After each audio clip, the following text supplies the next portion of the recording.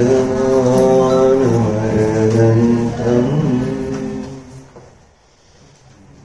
नत्वा प्रबुद्धये विरचते मितस्पष्ट संदर्भन्यायदीपिका।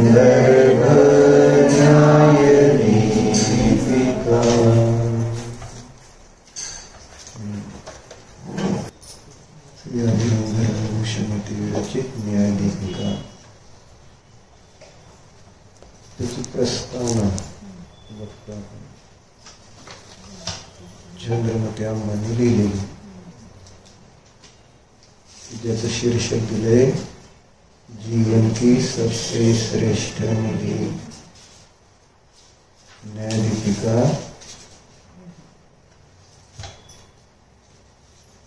ही जीवनातील सर्वश्रेष्ठ निधी आहे असं माताजी म्हणाल्या.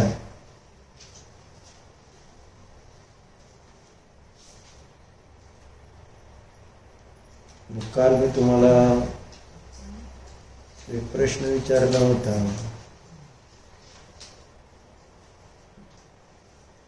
कोणता प्रश्न विचारला होता?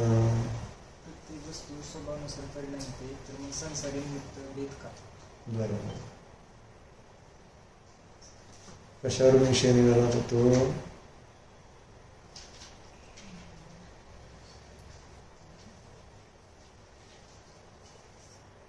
न्यायदीपिका म्हणजेच त्याचं दुसरं नाव बोधिदीपिका. बोधी म्हणजे रत्नत्रय. रत्नत्रय म्हणजे सम्यक ज्ञान, आणि सम्यक ज्ञान म्हणजे मात्र जाणणे. काय म्हणायचं? जाणणे तर आहे पण मात्र, कारण त्या जाणण्याबरोबरच बाकीच्या गोष्टी मिसळल्यावर त्या बोधीचा अभाव होतो. केवल म्हणजेच कधी केवलचा अर्थ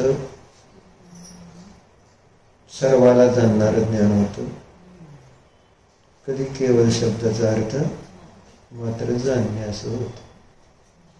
कारण केवल ज्ञान हा शब्द आपण कोणासाठी वापरतो? 13व्या गुणस्थानात प्रगट होणाऱ्या ज्ञानाला केवल ज्ञान म्हटलं. मग केवल ज्ञानचा अर्थ आपण सगळ्याला जाणणारा असा एक रूढ अर्थ, आणि दुसरं त्याला केवल ज्ञान का म्हटलं? तर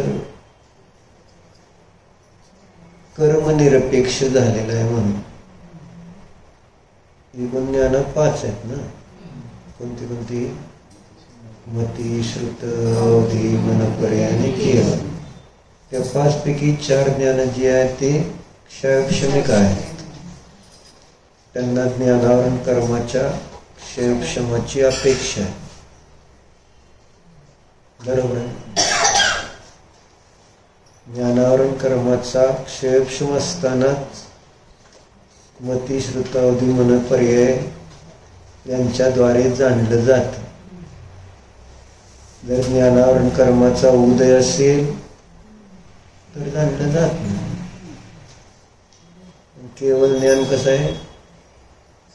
ज्ञानावरण कर्माच्या क्षयामध्ये प्रगट झालं.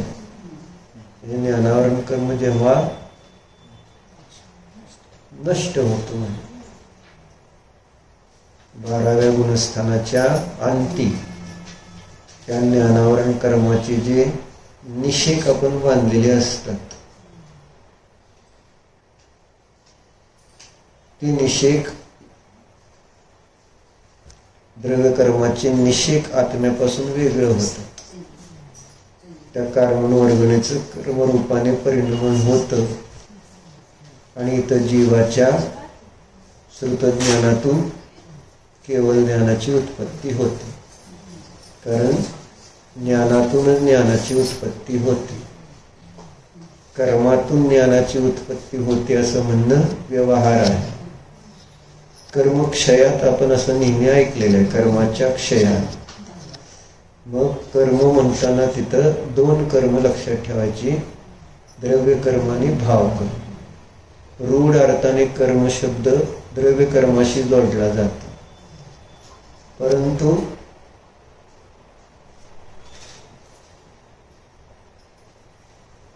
ती द्रव्य कर्म जी आहेत त्याचं अंतरंग कारण जो आहे ते जीवाचे मिथ्यात्ववृत्ती प्रमाद कशा योगरूप भाव असतात.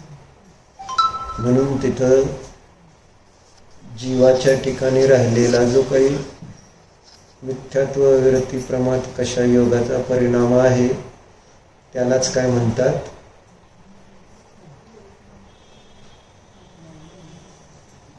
त्याला काय म्हणायचं, भावकर्म. द्रव्य कर्म हे पौद्गलिक आहे आणि भावकर्म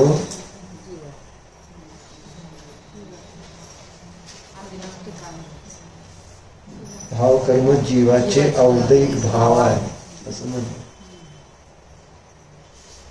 म्हणजे जीवामध्ये असणारे दोषांचे संस्कार आहेत ते, आणि त्या दोषाच्या संस्कारामध्ये अशी योग्यता आहे की जसं बाई रोटली करते, सुतार टेबल बनवतो, कुंभार घट बनवतो, तर आपल्या दोषामध्ये अशी योग्यता आहे की त्या कर्मवर्गना ज्या पौद्गलिक आहेत त्यांना कर्मरूपाने परिणाम होण्याची व्यवहाराने करता म्हणून म्हटलं निमित्त आहे. तसं निमित्तच आहे. बाई रोटली करण्यामध्ये निमित्त आहे, तसं जीवाचे हे जे मिथ्यात्ववृत्ती प्रमाद कशा योगरूप भाव आहेत ते भाव त्या कर्मवर्गनांना कर्मरूपाने परिणत होऊन जीवाशी बद्ध होण्यामध्ये ते निमित्त आहे. आणि ते बद्ध होत असताना अशी योग्यता आहे की त्याच्यामध्ये तसे संस्कार पडतात आपल्या भावानुसार. एका भावामध्ये आपल्या 7 प्रकारचे परिणाम असतात आहे ना एका वेळेस, आणि आयुकर्माची बंध असेल वेळ तर 8 प्रकारचे परिणाम एका भावामध्ये दिसतात. कारण हा जीव प्रतिसमयाला जो जो भाव करतो त्यावेळेस 7 कर्म बांधत असतो. आयुकर्म सोडून बाकीची 7 कर्म बांधतो. त्या 7 कर्मामध्ये जो स्थिती आणि अनुभाग आहे तो आपल्या भावानुसार पडत असतो. त्या भावाचं स्पष्टीकरण तत्वार सूत्रामध्ये सूत्र रूपाने सामान्य रूपाने दिलंय. ज्ञानावरणिकाचा जो बंधाचं कारण रूप भाव आहे तर तो कोणता सांगितलाय, ज्ञानावरण कर्माच्या बंधाचा भाव कोणता सांगितला,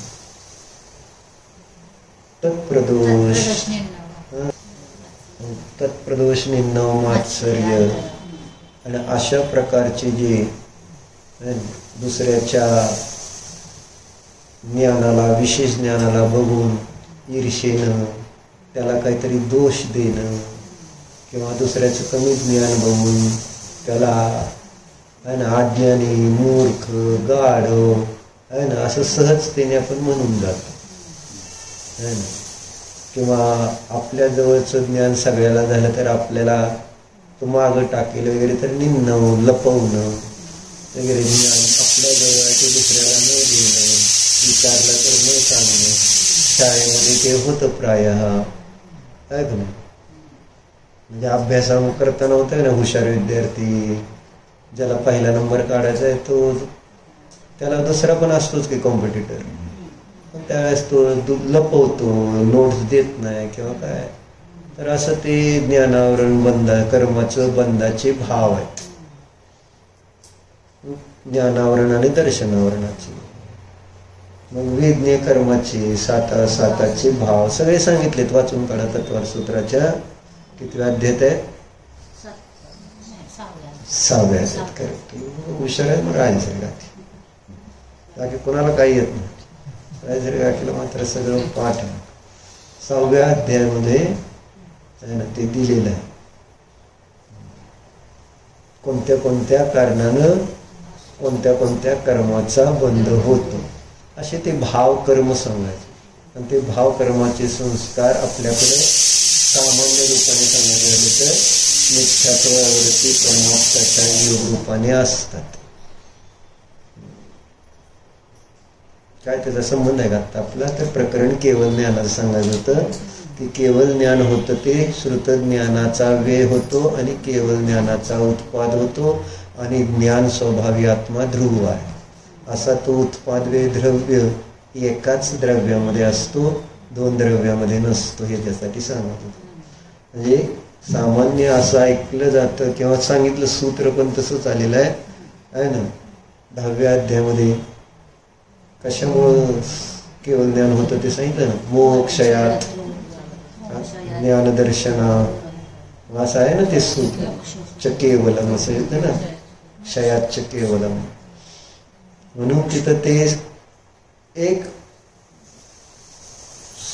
त्याच्यात दोन्ही भाव घ्यायचे त्या सूत्रामध्ये. द्रव्यकर्माचे संस्कार, द्रव्यकर्माचा क्षय म्हणजे पौद्गलिक द्रव्यकर्माचा क्षय आणि त्याद्वारे केवळ ज्ञान.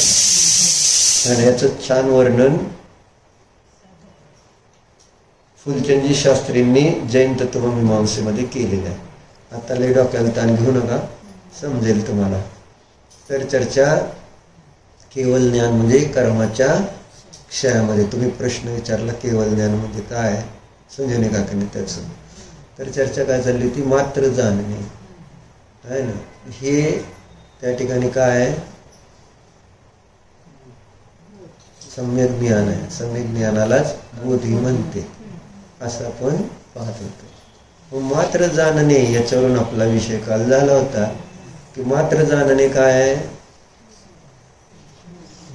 स्वभाव आहे. खरं तर जीव कसा आहे? जीवाचं स्वरूप काय? ज्ञान दर्शन. आणि ज्याचं जे स्वरूप आहे त्या स्वरूपानुसारच कार्य होतं. कारण सूत्र दिले का नाही, कारणानु विधायी कार्याने. जसं कारण असतं तसंच कार्य होतं.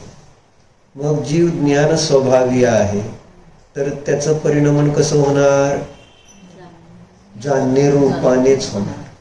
मग जर जीवाचं स्वरूप ज्ञान आहे आणि त्याचं कार्य जाणणे रूपाने होत असेल तर मग जीवाच्या पर्यायामध्ये संसार कुठून आला असा प्रश्न आला. आणि ही शंका तिथं समयसार मध्ये 19 गाथा जी आहे त्याच्या अगोदर म्हणजे शीर्षकाच्या कलशाच्या अगोदर हा प्रश्न उठवलेला आहे. समयसारच्या 19 गाथेच्या अगोदरच्या कलशाच्या शीर्षकांका उत्पन्न करून समाधान केलेलं. काय शंका उत्पन्न केली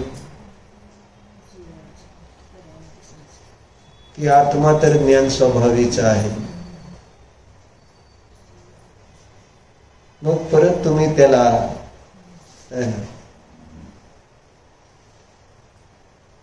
ज्ञान स्वभावी आत्मा आहे कशासाठी सांगताय?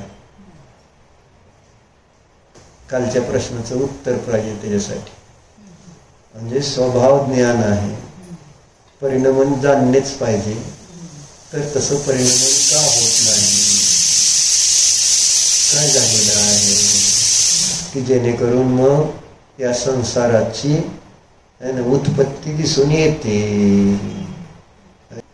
ननु ज्ञान तादात्म्यात आत्मा ज्ञानम नित्यम उपास्त एव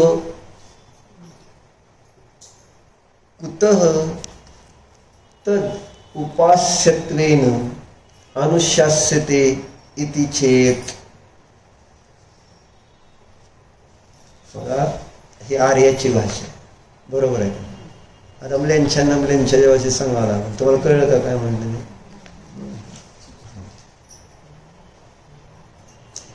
यहाँ पुनः प्रश्न होता है यदि ऐसा है तो कैसा आहे की आत्म्याचा आणि ज्ञानाचा तादात्म्य संबंध आहे. कुठे गेलं ते हिंदी अर्थ. अब कोई तर्क करे कि आत्मा तो ज्ञान के साथ तादात्म्य रूप है. बरोबर आहे नाही? तादात्म्य म्हणजे काय? तू आणि शरीर एक रूप आहे का नाही? जीव आणि शरीर एक आहे का नाही? त्याला तादात्म्य म्हणायचं नाही. कशाला म्हणत तादात्म्य? जिथं जिथं तू आहे तिथं तिथं शरीर आहे, जिथं जिथं शरीर आहे तिथं तिथं तू आहे. साखर आणि गोडी गुण म्हणत, अग्नी आणि उष्णता. जसं ते एकमेक आहे, वेगळी ना. अग्नीला सोडून उष्णता वेगळी नाही, साखरेला सोडून वेगळी गोडी नाही, तसं जीवाला सोडून वेगळं ज्ञान नाही. तद्रूप, तादात्म्याचा अर्थ काय? त्याचा आत्मा, त्या वस्तूचा आत्मा, त्याचं नाव आहे तादात्म्य. तद आत्मा आहे ना, असं मिळून तादात्म्य. आणि त्याचा भाव तो तादात्म्य, तदात्मतेचा भाव तादात्म्य. तत् आत्मा म्हणजे त्याचा आत्मा. आणि मग तुमचा आत्मा कोण आहे? ध्रुव कोण आहे सांग? केस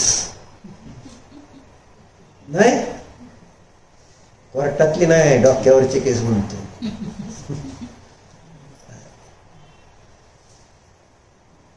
प्रत्येकाचा आपला आपला आत्मा वेगळा आहे. हेच तर समजून घ्यायचं आपल्याला. तर आचार्य भले म्हणत असतील ज्ञान, पण आम्ही संसारी जीवांनी तसं मानलंय कुठं? आहे ना.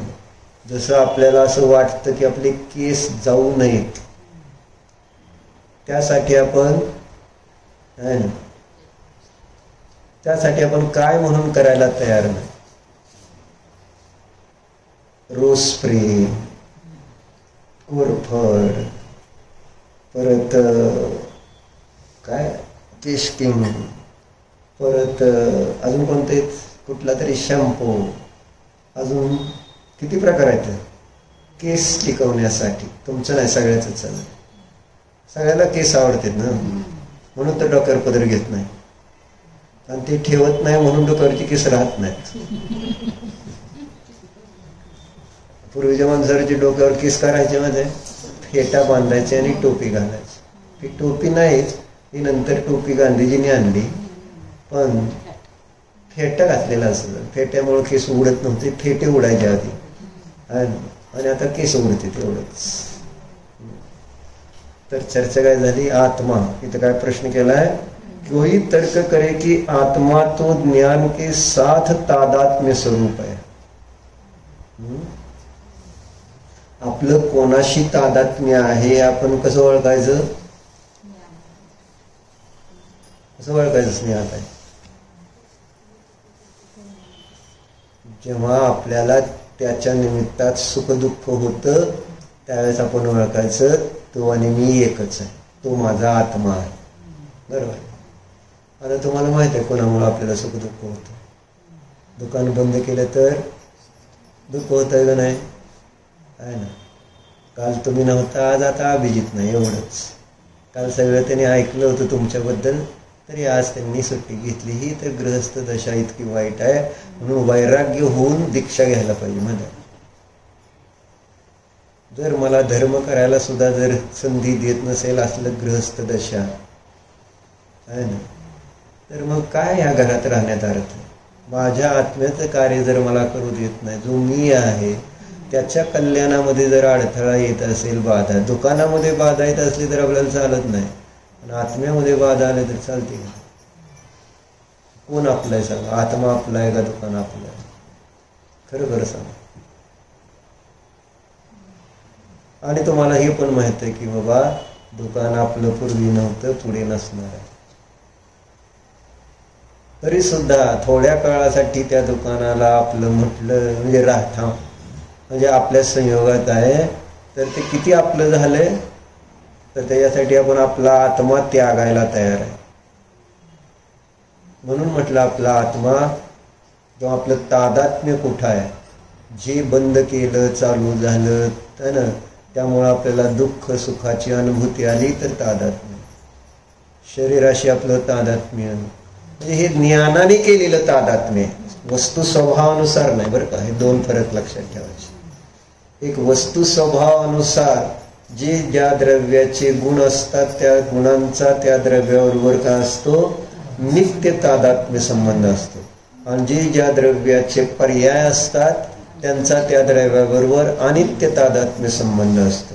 म्हणजे जे त्या द्रव्याच्याच असंख्यात प्रदेशामध्ये आहेत, त्याच्या बाहेर नाहीत.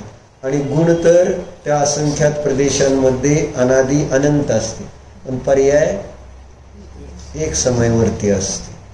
म्हणून त्या गुणांचा द्रव्याबरोबर कसला संबंध, नित्य तादात्म्य. नित्य म्हणजे कायमचा.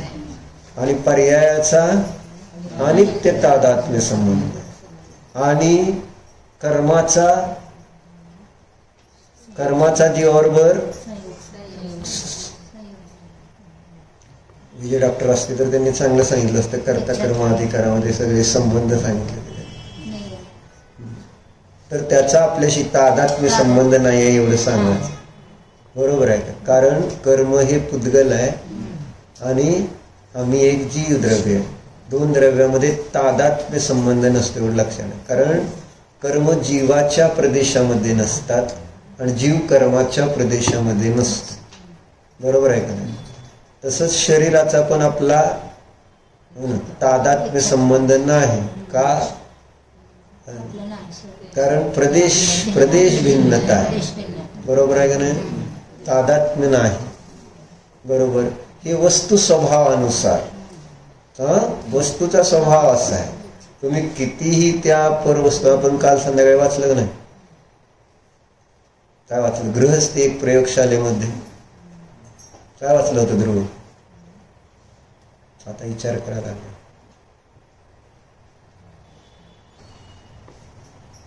छान चिंतन. रोजच्या गृहस्थीच्या जीवनामध्ये येणारे जे प्रसंग आहेत त्या प्रसंगाला घेऊन त्यांनी त्याचा जीवनामध्ये उपयोग घडवलेला आहे. ते वाचणारे पण एकच आहेत आपले नातेपुत्र, जिज्ञासा ठेवणारे. बाकीचे काय आहे, सरितासारखे आहेत सगळे. बाकीचे आम्हाकडे जायचं म्हणून जाणार नाही. तसं आहे ते. जायचंय म्हणायचं की आम्हाला पण पाहिजे म्हणायचे, पण तेवढंच असतं. काय वाचलं होतं आपण ध्रुव, सांग. निराकुलतेची विधी सांगितली होती. मग लक्षात ठेवायला पाहिजे, आपल्याला आकुलता संपवायची, त्याच्यासाठी धर्म करायचा आहे. आणि जर ती विधी माझ्या बोधीमध्ये नाही, ज्ञानामध्ये नाही, तर मग ते पुस्तकातली विद्या कामाला येईल का मला. पुस्तकातली विद्या पुस्तकातच राहील. जर आपल्या बुद्धीत आपण ती धारण केली नाही तर आपल्याला काय उपयोग होणार. जसं त्या पुस्तकाला काय उपयोग आहे का त्या निराकुलतेच्या विधीचा, नाही. तुला काय उपयोग आहे पुस्तकात आणि तुझ्यात, काय फरक आहे तसा. जर त्या पुस्तकाला ते लिहिलेलं असून सुद्धा त्याच्याशी काही संबंध नाही आहे आणि मी ते वाचून किंवा माझ्याकडे असून ते जर मी जीवनात घटवत नसेल तर मला तर त्याचा काय उपयोग. पुस्तक म्हणून म्हटलं आपलं जीवन जडासारखं चाललेलं असतं, असं आहे. तर त्याच्यामध्ये त्यांनी काय दिलं होतं, ती झालं शीर्षक. विषय आपण घटवला पण की मला आपल्याला बोलायचं नाही म्हणून. आजपासून काय सांगितलं की एका घरामध्ये दोन भाऊ आहे ना. मग ते दोन भावापैकी एक भाऊ काय करतो, त्याच्याजवळ असलेली संपत्ती दुसऱ्याला देऊ करतो, असे त्याचे भाव असते. आणि दुसरा भाऊ कसा असतो, जी जवळ संपत्ती आहे ती तर माझीच, पण भावाची पण मलाच पाहिजे. बरोबर आहे का. जावचं पण सगळं तुम्हाला पाहिजे का नाही, स्नेहात आहे तर तुमचं जावं द्यायचं, कसं करायचं. भाव मला म्हणायचं. तर ते दोन भावांची कथा त्यांनी आपलं सांगितली. तर त्यामध्ये काय दिसतं, आपण बघतो आई वडिलांनी वेगवेगळे संस्कार केलेत का त्यांच्यावर, दोघांवर एकसारखे संस्कार, दोघांना एकसारखीच ट्रीटमेंट आई आणि वडील देतात की नाही त्या दोन्ही मुलांना? मग एकाला असं दुसऱ्याला तसे का परिणाम झाले? मग आपण ते झाले त्याचं कारण काय?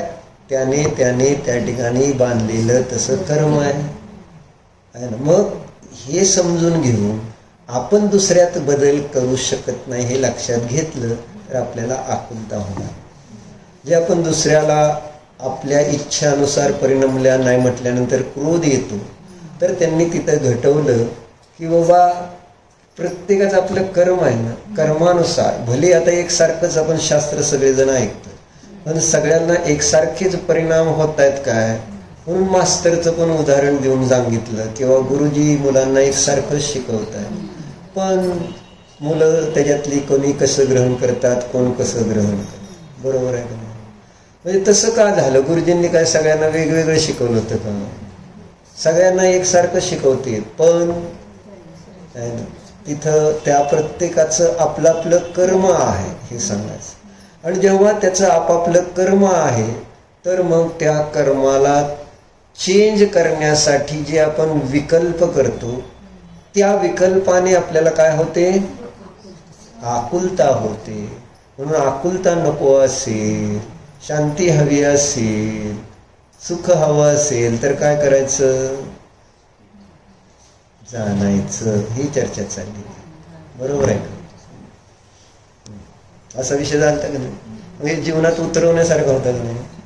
त्याचा प्रयोग करण्यासारखे आहेत का नाही ते? कारण ही प्रयोगशाळा त्यांनी प्रत्येक उदाहरण घेतले ते त्यांच्या जीवनात जे जे अनुभव आले त्याच्यावर त्या जीवाने चिंतन केले आणि मग ते त्यांनी आपल्यासाठी लिहून ठेवले. तशी उदाहरण कुठं होता? शरीर दिसतंय मला, तुमचे विचार दिसत नाहीत. नाहीतर मग मी बरोबर सांगितलं असतं कुठं होता ते.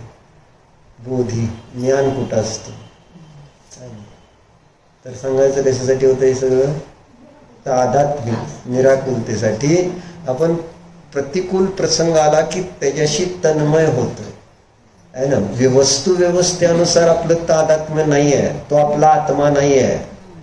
ज्याच्याशी मी जोडलं जातोय आज आणि त्याच्याशी जोडलं जातं त्याचं कारण आहे मला माझा आत्मा माहिती नाही.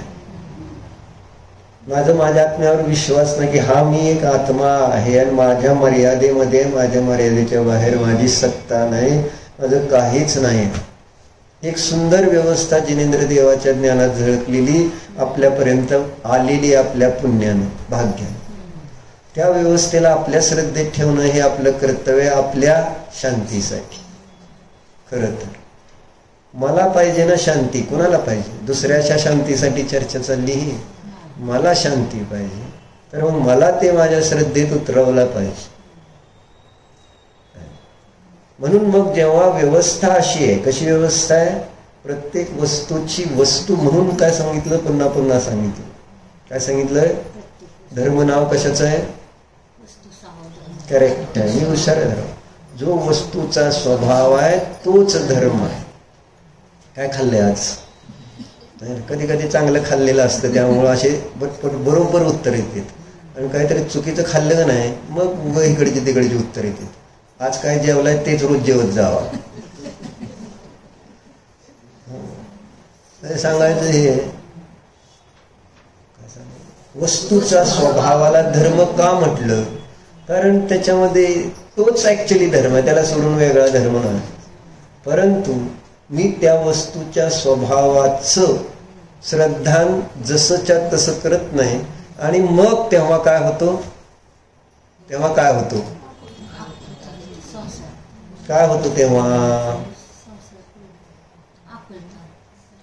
अधर्म होतो. आता आकुलताच बरोबर आहे की, पण आता आपण धर्माची वस्तू स्वभावाचं जसंच्या तसं श्रद्धान केलं तर धर्म होतो आणि वस्तूच्या स्वभावाचं जसंच्या तसं श्रद्धा ज्ञानाने आचरण नाही केलं तर म्हणजे अधर्माची परिभाषा प्रयोगात्मक शिकावं.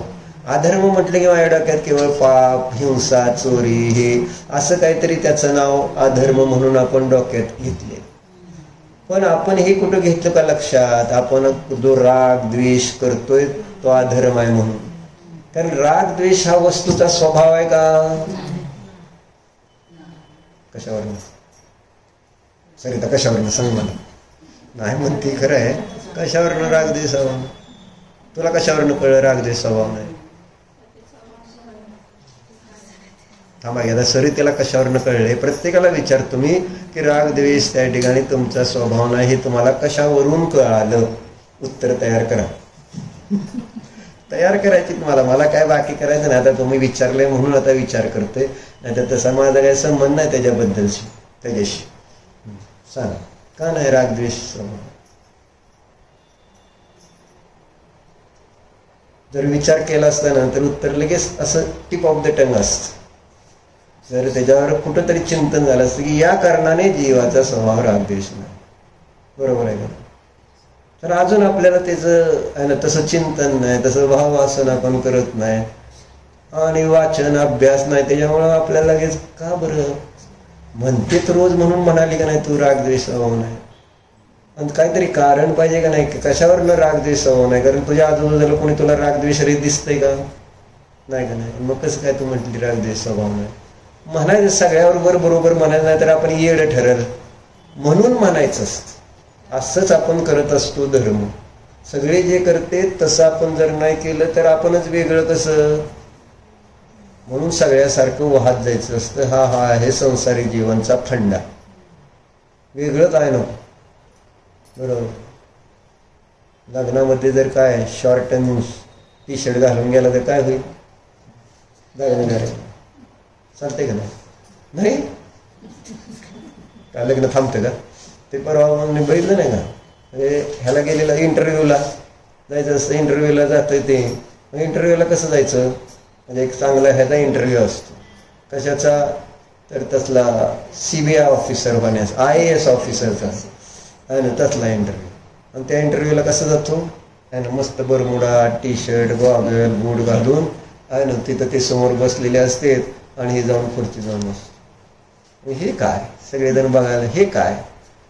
मग आणि येऊन बसून काय म्हणतो, मी तुमचा इंटरव्ह्यू घ्यायला आलोय.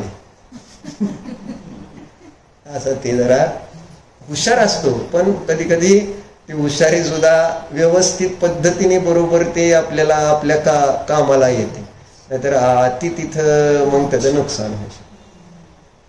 चर्चा कशासाठी चालली? रागद्वेष का नाही आहे जीवाचा स्वभाव? कायम आपल्यावर कसं काय तुम्हाला कळलं रागद्वेष? सारखंच तर रागद्वेष करताय, कसं काय नाही आहे कायम तुमच्यावर? असं कोणता क्षण आहे ज्यावेळेस रागद्वेषाने परिणत नव्हता तुम्ही? सांगा, आठवून सांगा. सिद्ध कधी दिसले तुम्हाला? हा, अरिहंत बघितले असंही बरोबर आहे. अरिहंत म्हणा ना. आणि मुनिराज पण रागीदेशी दिसतात ना आजकाल आपल्याला. आपल्या समोर जेव्हा असे मुनिराज आपण बघताना, म्हणून तर आपण काय म्हणणार, सेवा करायला गेल्यावर असंच करते तसंच करते, असंच म्हणते तसंच म्हणते. अजय हे सगळं आपण बघत नाही. आवड बोललं तर पाप लागेल म्हणून तर जात नाही ना, बाकी काय जायला काय म्हणजे नाही. म्हणजे मुनिराजांमध्ये एकतर आपल्यात राग आहे, कारण आपण दुसऱ्यांमध्ये पण रागच, भले कमी राग असला तरी तो वाढवून बघितलेला असतो, मिलनभूम, बरोबर आहे का? आपल्यात दोष आहे, पण आपण आपला दोष लपवण्यासाठी दुसऱ्याचा मोठा दोष, सुनेचा मोठा दोष सांगायचा, बरोबर आहे? सासू काय निर्दोष असती? काय ग स्नेहा, सासू निर्दोष असती? नसते. पण सासू काय करणार? आपला दोष लपवण्यासाठी सुजाता गुण काय करते? सुनंचा मोठा दोष सांगणार का नाही? हसते म्हणजे बरोबर आहे पटलंय तिला. म्हणजे अशा पद्धतीने आपण आपल्याला निर्दोष सिद्ध करतो, जेव्हा की दोष आपला आपण फक्त मोठ्या दोषाला बघू नये, आपण निर्दोष कोणाला बघितलेलंच नसतं असं होतं. म्हणून उत्तर हे यायला पाहिजे होतं की रोज देवाचं दर्शन जर नीट केलं असतं तर तुम्हाला उत्तर आलं असतं की अत्यंत दोष रहित रागद्वेष रहित आहेत, म्हणून रागद्वेष जीवाचा स्वभाव. इतकं साधं उत्तर आहे. म्हणून म्हटलं ना, देव दर्शनच अजून नीट नाही. कालच्या अष्टसहस्रीच्या विषयामध्ये हा विषय आला होता, बरोबर आहे का? दुपारी अष्टसहस्रीचा जो काल विषय झाला त्याची ही चर्चा घेतली होती का नाही? वी डोंट वॉन्ट गॉड, कारण I am the greatest God. मला देवाची गरज. आणि त्यातल्या त्यात जेव्हा बाहेर संयोग अनुकूल आहे ना, आणि पुण्याचे उदय असतील तर देवाची धर्माची तिथं त्याला फार आवश्यकता वाटत नसते, है ना. स्वतःलाच देव मानून तिथं तो परिणत होत असतो. वेदामध्ये बघितलं ना आपण, उच्च नीच आहे ना, उच्च नीच कुलवाले तिकडे राजस्थानमध्ये तशा प्रकारच्या 2007-11 मध्ये घटना घडलेल्या आहेत. उच्च घराण्यातल्या मुलीने खालच्या वर्गाच्या घराण्यातल्या मुलाशी लग्न केलं तर दोघाला मारून टाकलं, किंवा मुलगा उच्च घराण्यातले मुलगी नीच घराण्यातले तसं जरी लग्न केलं तर दोघाला मारून टाकलं. असं तिथले उच्च कुलवाले जे स्वतःला समजते त्यांनी स्वतःला, आणि ही सगळी देवाची व्यवस्था असं मानून ते म्हणते असलं करायचं नाही, असं ते समजत असतं. म्हणजे स्वतःला देव बनवून टाकलेलं असतं. देवाने काय मारायला परमिशन दिलेली आहे त्यांना, असं एक घटना दाखवलेली. असा आहे विचार. हे उच्च कुलामध्ये जन्मलेले मोठे श्रीमंत असे स्वतःला देव मानत नाही. असं जसं क्रिकेट टीमचा तू कॅप्टन झाला समजा, किंवा आयकॉन, काय म्हणायचं तुम्ही, काय म्हणते त्याला, आयकॉन, तर यू आर द गॉड असं वाटतं ना. आपण नाही तर टीमला काय आहे असं होत आहे ना. म्हणजे अशा पद्धतीने स्वतःला म्हणून देव आहे ना. जेव्हा म्हणून काल सांगितलं काय, जेव्हा आपल्या जीवावर बेततं तेव्हा देव होईल, आणि त्यावेळेस दुसरं कोण शरण नाही. मग बघू आता देव काय करतंय. आणि त्यावेळेस देवाचा धावा असा करतो, आणि त्यावेळेस आपण वाचलं का नाही, देवाचा धावा वाया जात नाही. कुठं वाचलं तू, कुठं वाचलं होतं, मला वाचून दाखवलं तुम्ही. काय ध्रुव, काय चाललंय तुझं, 6-4 मारणारा तू आता प्रत्येक बॉलला गुगली पडल्यामुळे आउट होतोय, बोल्ड होतोय, कॅच आउट चाललाय, काय चाललंय तुझं.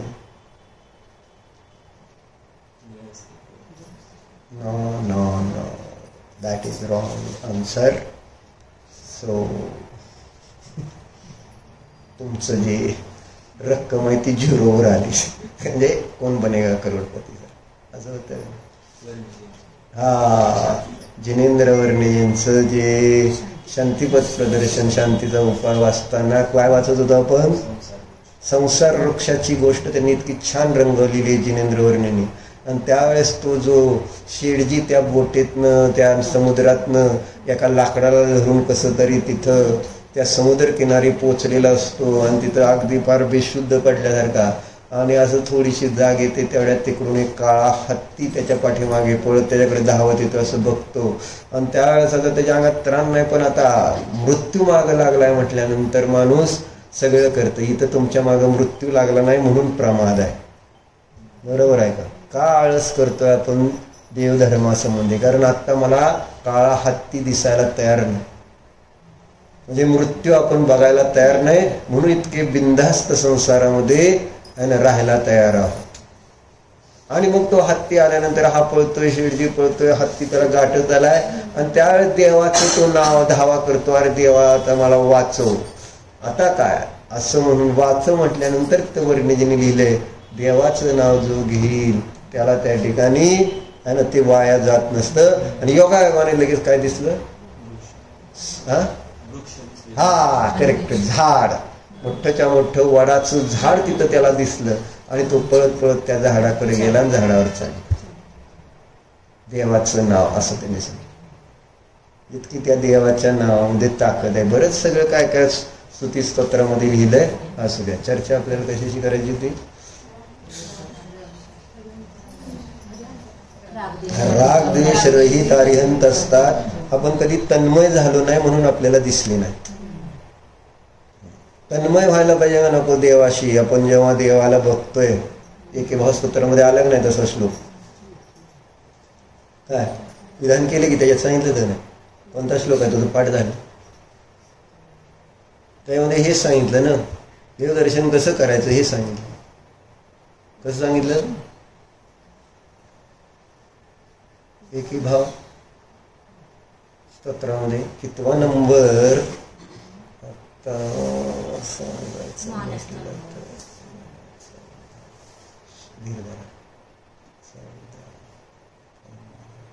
17 नंबर, 17. प्रादुर्भूत स्थिरपद सुख त्वामनुध्यायतो मे त्वय्येवाहं स इति मती हृत्पद्यते निर्विकल्पा. काय अर्थ होतो? काय अर्थ होतो सांग? साधा अर्थ काय? प्रादुर्भूत स्थिर पद सुख, ज्यांच्या ठिकाणी स्थिर सुख प्रगट झालेलं आहे. आणि असं ज्यांच्या ठिकाणी स्थिर सुख प्रगट झालेलं आहे त्यांचं ध्यान करणारा मी, त्वाम अनुध्यायतो मी, है ना. असं तुमचं ध्यान करत असताना मी मला कसं वाटतंय, है ना, त्वय्येवाहं, है ना, जणू काय, है ना, काय वाटतंय? मी म्हणजे तुम्हीच आहात. मी म्हणजे कोण? तुम्हीच आहात. म्हणजे स्वतःला अरिहंत पाहत. त्वय्येवाहं स इति मती, अशी ती बुद्धी उत्पन्न होते निर्विकल्प, असं म्हणतात. त्याचं आहे दर्शन नाव.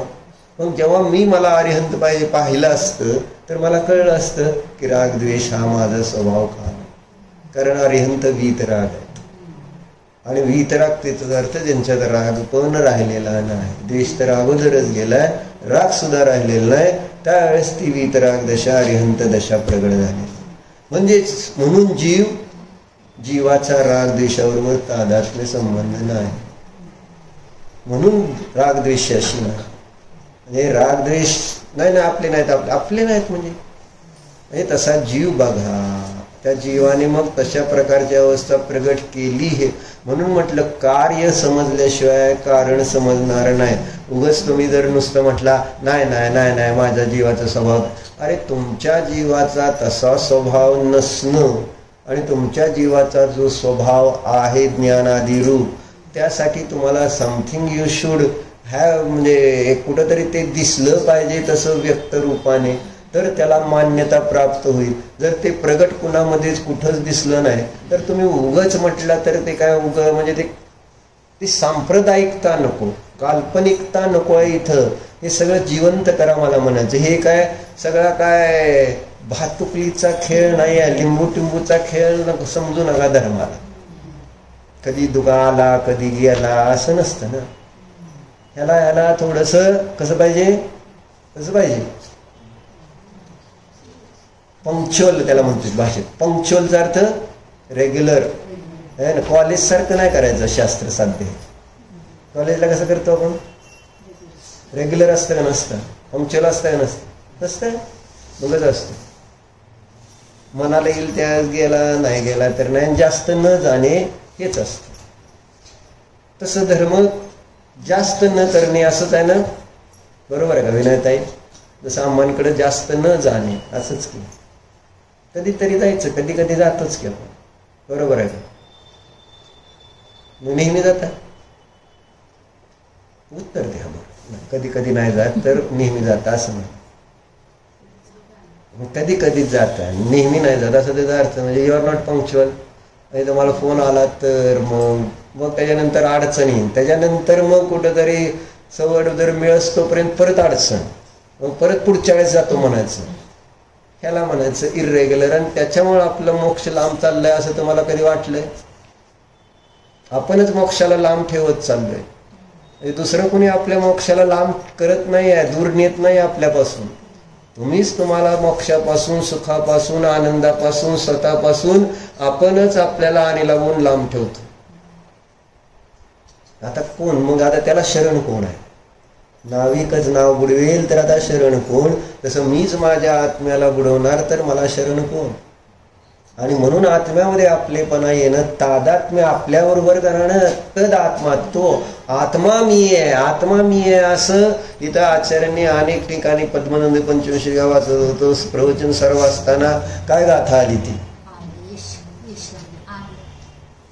ना एक गाथा दिली ना, एवं नाणपाणं दंसनभूदं अदिंदियं महत्तम धुवमचलमनालंबं मन्येहम अप्पगम शुद्धम. काय म्हटलं? येते का तुम्हाला ही गाथा? ध्यानाशी किती प्रत्येक ध्यान शिबिरामध्ये घेतलेली आहे गाथा. ध्यान करत नाही तुम्ही,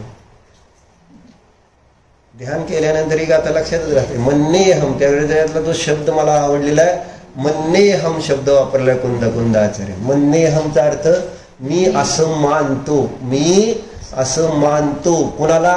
माझ्या आत्म्याला. कसं मानतो? ज्ञानमय मानतो. ज्ञानपानम, ज्ञानात्मक मी स्वतःला मानतो. मी स्वतःला दर्शन स्वरूप मानतो.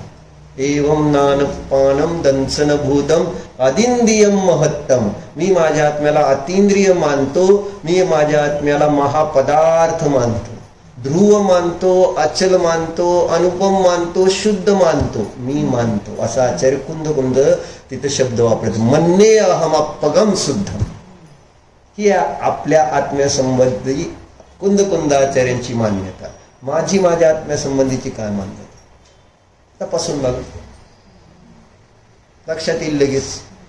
अशी दृढता वाढली पाहिजे माझं म्हणणं आहे. काय त्याच्यासाठी महाराज व्हायची गरज नाही आहे ना. झालं तर उत्तम आहे, पण नाही होत तोपर्यंत ही मान्यता दृढ करूनच महाराज होणार आहे हळू. कारण ती विशुद्धीच मला महाराज होण्यामध्ये भाग पाडणारे, अरिहंत सिद्ध होण्यामध्ये कारणभूत ठरणार आहे. पण ही मान्यता बदलली पाहिजे ना आपल्या अंतरंगात, की अहम म्हणणे, मी हे मानतो. आपण काय मान्यता करून ठेवलेत आपण आपल्याविषयी? भयंकर मान्यता आहेत, भयंकर. म्हणजे त्या कल्पना सुद्धा त्रास देतील इतके बेकार मान्यता. जर कोणाला समजेल, ज्याने आपल्या आत्म्याला समजलंय त्याला समजेल की माझी किती खोटी मान्यता आहे, मी किती खोटे विचार, म्हणजे स्वप्नासारखे, स्वप्नात जसं आलेल्या गोष्टी इतक्या खोट्या असतात तसं हे माझं सगळं वर्तमानामध्ये मान्यता जर तपासली तर इतकी खोटी दिसेल. माझं दुकान, मी दुकान, माझे पैसे, माझं धन, मी धन, माझा मुलगा, मी मुलगा, माझं शरीर, मी.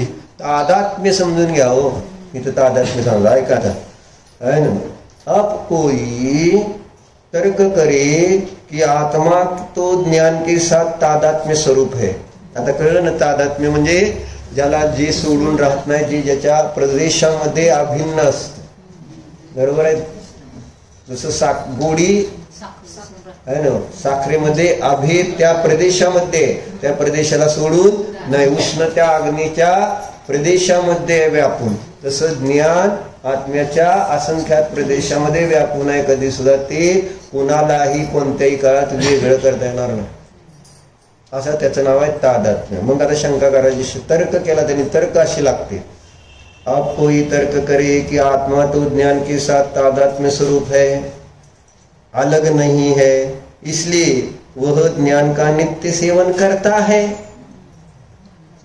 जर आत्मा आणि ज्ञान वेगळं नाही तर मग त्या आत्म्याच्या द्वारे त्या ज्ञानाचं नित्य सेवन चाललंय ना.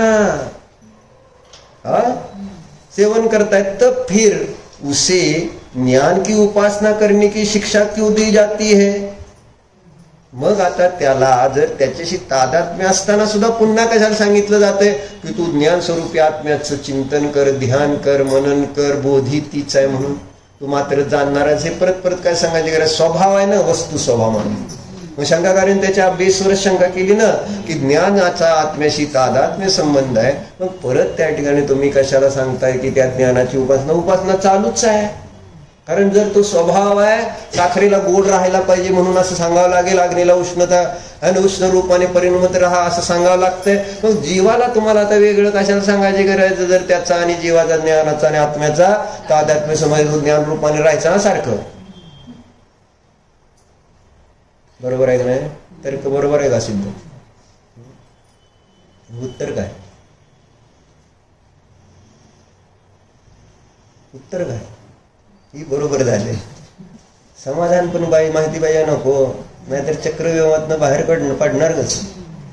हे चक्रव्यूहामध्ये गेलो आपण, आता बाहेर पडायचं. मग आता सांगा का बरं त्या ठिकाणी ज्ञानाची उपासना करायची नेले? मग प्रश्न कळलाय का? काय प्रश्न सांगा बरं? वाढाय पुढं. हा काय म्हणून?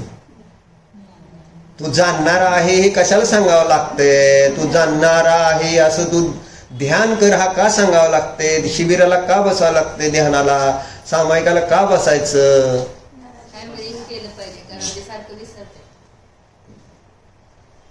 होय काय? बरं, काय विसरते? म्हणून त्यांनी तिथे दिलं.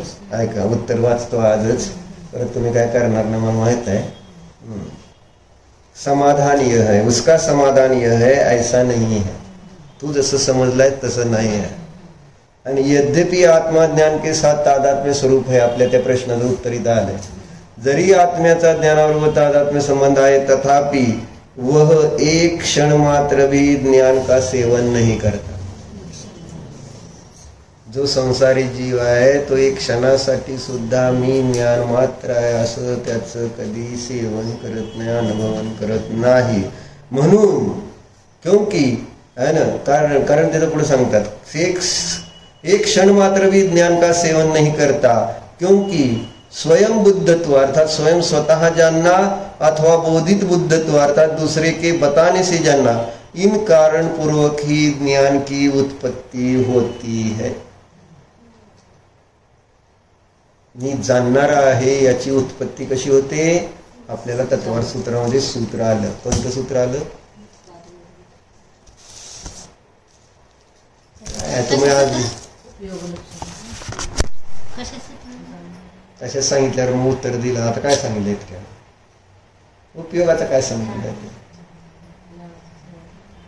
बोधित बुद्ध स्वयंबुद्ध सांगितल्यावर काय संबंध येतो? त्याचं सूत्र काय आलेलं आहे? तत्वार सूत्रामध्ये आलंय. तुम्ही आता खाऊन या परत एकदा. तत्वार सूत्राचं तिसरं सूत्र आहे पहिल्या अध्यायाचं, तन्निसर्गादधिगमाद्वा. त्याच्यात काय अर्थ? निसर्ग म्हणजे स्वयंबुद्ध आणि अधिगमन म्हणजे बोधित बुद्ध. म्हणजे त्या सम्यक दर्शनाची उत्पत्ती कशी होते असा प्रश्न तिथं पण आलेला आहे ना. पहिल्या सूत्रामध्ये मोक्ष मार्ग सांगितला, दुसऱ्या सूत्रामध्ये त्यांनी त्या सम्यक दर्शनाचं लक्षण सांगितलं, आणि तिसऱ्या सूत्रामध्ये लगेच त्यांनी काय सांगितलं मग? किंवा ही सम्यक दर्शनाची उत्पत्ती होण्याचा उपाय काय?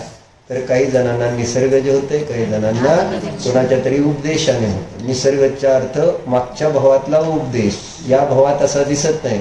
या भावात पण विशेष प्रयत्न न करता सहजतेने त्या विषयाचं श्रद्धान होतं, कारण मागचे संस्कार असतील. त्याला म्हटलं स्वयंबुद्ध. आणि जे बोधित बुद्ध म्हणजे ज्यांना प्रमाण नयाचा अभ्यास करून त्या सम्यक्त्वाची उत्पत्ती होते, त्याला म्हणायचं बोधित बुद्ध. म्हणजे मी ज्ञान मात्र आहे हे त्या ठिकाणी या दोन पद्धतीने उत्पन्न. जरी आपण ज्ञान आणि जीव एक आहे वस्तू स्वभावानुसार, पण पर्यायामध्ये त्याची मी एक क्षण मात्र सुद्धा उपासना केली नाही, म्हणून बोधीची गरज आहे, बोधीची दुर्लभता. ओम नमः.